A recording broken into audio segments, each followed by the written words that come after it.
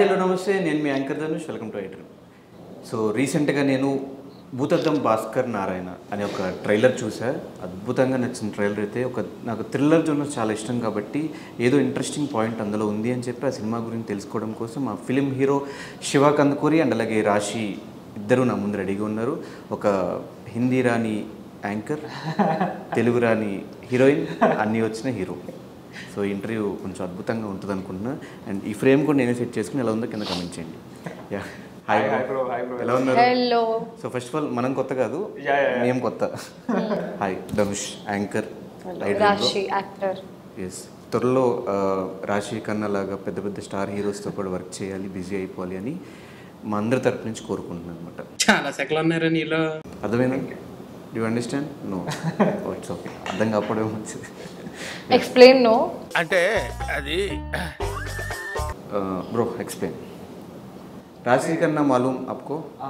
हाँ मालूम. हीरोइन, बड़ा हाँ हीरोइन. हाँ मालूम है. वो वो 50 पार है, लेकिन शक्ल से ये बड़ा बड़ा एक्ट्रेस को बिजी रखता.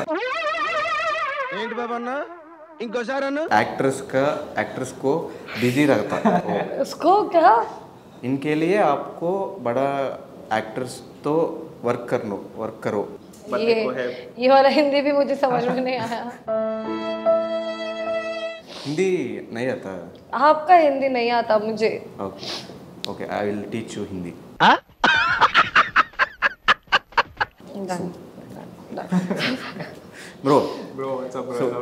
బ్రో బేసిక్గా నాకు ట్రైలర్ చాలా బాగా నచ్చింది.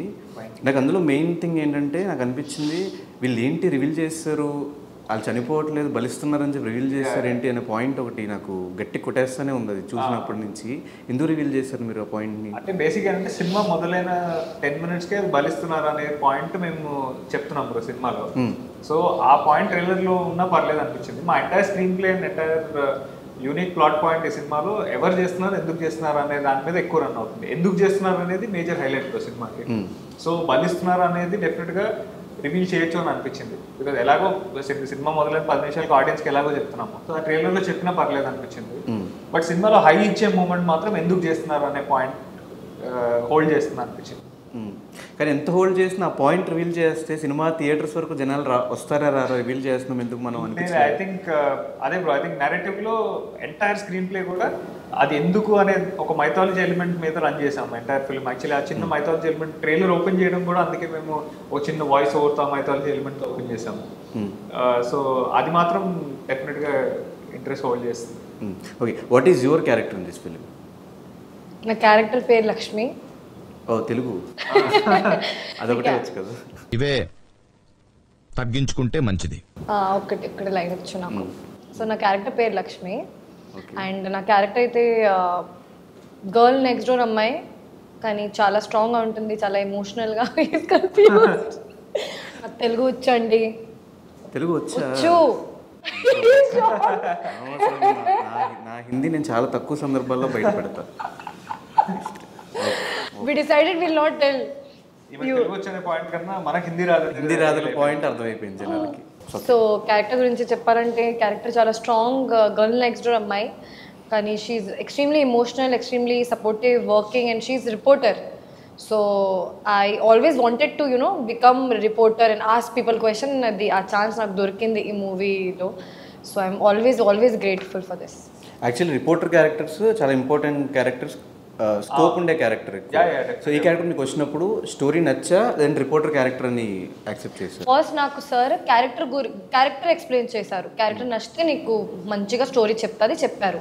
సో క్యారెక్టర్ చెప్పిన టైంలో నాకు చెప్పారు రాశి ఫస్ట్, ఇది చాలా న్యాచురల్గా ఉంటుంది క్యారెక్టర్, ఎక్స్ట్రీమ్లీ ఇది వేరే మూవీ లాగా ఉండదు, ఆర్ మీరు ఎలా ఉన్నారు ఆ టైప్లో ఉండదు, ఇది చాలా డిఫరెంట్గా ఉంటుంది, లుక్ కూడా డిఫరెంట్గా ఉంటుంది, పర్ఫార్మెన్స్ కూడా చాలా న్యాచురల్గా ఎక్స్పెక్ట్ చేస్తున్నాము. సో ఐ వాజ్ లైక్, ఇది నాకు కావాలి అండి, ఇది నాకు, I don't want to play Raashi, I want to play the character. So ఆ టైంలో మళ్ళీ స్టోరీ చెప్పిన తర్వాత I was a fan of the story. Even if my character was not this big, I'm like grateful to have character throughout the film. కానీ అది if it was not throughout the film also I would have done this film because of the story. అంత బాగుంది story. So మీ దగ్గరికి వచ్చినప్పుడు ఈ script what is the convincing point? మనకి అంటే special ఏంటంటే తెలుగులో చాలా క్రైమ్ థ్రిల్లర్స్ వచ్చిన్నాయి రీసెంట్ టైమ్స్ లో. ఆల్మోస్ట్ ప్రతి జానర్ ని కవర్ చేస్తూ క్రైమ్ థ్రిల్లర్ వచ్చింది.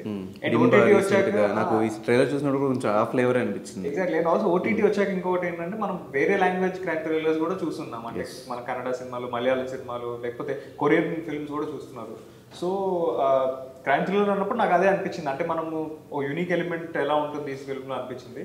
బట్ కథ విన్నప్పుడు నాకు ఆ డ్రైవింగ్ ఫ్యాక్టర్ ఏదైతే ఉందో అది చాలా యూనిక్ పాయింట్. ఇప్పటిదాకా ఆ పాయింట్ మీద అయితే డెఫినెట్గా తెలుగులో ఏ సినిమా రాలేదు. మనము దిష్టి బొమ్మ అనేది మనం అందరి ఇంట్లలో వాడుకుంటాము, బిల్డింగ్స్ లో వాడతాము. దాని ఒరిజిన్ ఏంటి, ఎందుకు వాడతారు అనేది మనకు తెలియదు. బట్ పురాణాల్లో ఒక స్టోరీ ఉంది, అది ఒరిజినేట్ ఎలా అయింది, ఎందుకు వాడతారు అనేది. సో ఆ పాయింట్ ని బిల్డ్ చేసుకుని దాన్ని ఒక క్రైమ్ థ్రిల్లర్ కి దాన్ని ఒక క్రైమ్ థ్రిల్లర్ లో బ్లెండ్ చేసి డిజైన్ చేసిన స్టోరీ. సో ఆ యూనిక్ ఎలిమెంట్ ఉండింది బ్రో. నాకు విన్నప్పుడు నాకు అదే అనిపించింది, ఇంత యూనిక్ క్యారెక్టరైజేషన్ ఉంది, ఇంత యూనిక్ ప్లాట్ ఉంది, డెఫినెట్గా ఒక డిఫరెంట్ ఫిల్మ్ అయితే అవుతుందని అనిపించింది. అది నాకు main convincing factor. And detective role, detective role entertaining గా ఉండేది. సో డెఫినెట్గా ఈ ఫ్యాక్టర్స్ అన్ని కలిసినప్పుడు ఐ ఫెల్ట్ డెఫినెట్గా ఈ సినిమా చేయాలని అనిపించింది. ఎవరి డెసిషన్ ఇది, ఫాదర్ దా మీద? నాదే బ్రో. కథలు నాకు మోస్ట్లీ నేనే చూస్ చేస్తాను. ఎందుకంటే మనం ఒక క్యారెక్టర్ ప్లే చేస్తున్నప్పుడు ఆ క్యారెక్టర్ మీద కన్విక్షన్, నమ్మకం మనకు ఉండాలి. అండ్ మనం పుల్ ఆఫ్ చేయొచ్చు అనే ఆ కాన్ఫిడెన్స్ మనలో లేకపోతే ఎవరు ఎంతమంది వచ్చి సినిమా చేయమని చెప్పినా మనకు అది ఆర్టిఫిషియల్ గానే కనిపిస్తుంది స్క్రీన్ మీద. So absolutely my call. But ఒక మంచి యాక్టర్ అయినా కూడా మీ సైడ్ మీ సినిమాలు చూసినప్పుడు ఓకే మంచి యాక్టర్ అనిపిస్తుంది, ఏదో మిస్ అవుతుంది.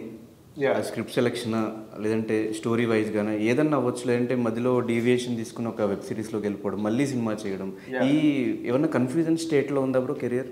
అంటే లేదు బ్రో, నాకు తెలిసి యాజ్ అన్ యాక్టర్ మనము ఒక different films and different genres explore చేయడానికి I think we should be very open. Especially ఇప్పుడు స్టార్ట్ అవుతున్న కెరియర్లో, especially I'm only 4 films old కాబట్టి ఐ థింక్ ఆ ఎక్స్పెరిమెంటేషన్ ఒక యాక్టర్గా నేను చేయాలి.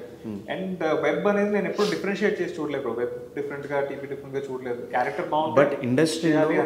బట్ ఇండస్ట్రీలో సీరియల్స్ చేస్తే వాళ్ళ సినిమాకి పనికిరాడు. బట్ నాకు serials, web series kind of అది ఒక 100 ఎపిసోడ్స్ చేసినా ఇది ఒక 15 ఎపిసోడ్స్ ఉన్నా కూడా రెండు ఒకటేమో అనే ఫీలింగ్ చాలా మంది ఆడియన్స్లో ఉంటుంది. ఇక్కడ చూసిన వాళ్ళు కూడా సినిమాల్లో చూడగలరా లేదా అనే పాయింట్ వస్తుంది కదా, అలా ఎప్పుడు రాలేదా? అంటే లేదు బ్రో, ఇప్పుడు మనం చూస్తే actually some of the biggest stars are also venturing in to OTT bro. And నేను లైక్ వైజ్ ఓటీటీలో చాలా బాగా చేసిన వాళ్ళు సినిమాల్లో కూడా వస్తున్నారు. ఐ థింక్ ఆ డిఫరెన్స్ అనేది చాలా బ్లర్ అయింది అని నాకు అనిపిస్తుంది.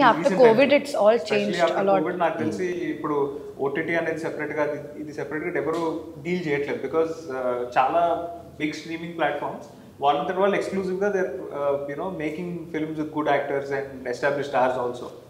సో ఐ థింక్ కథ బాగుంటే మనని డెఫినెట్గా అది ఏ ప్లాట్ఫామ్లో వచ్చినా ముందుకు తీసుకెళ్తుంది బ్రో. కథ బాగుంటే ఆడియన్స్కి నచ్చితే మాత్రం it will always give us that ఇది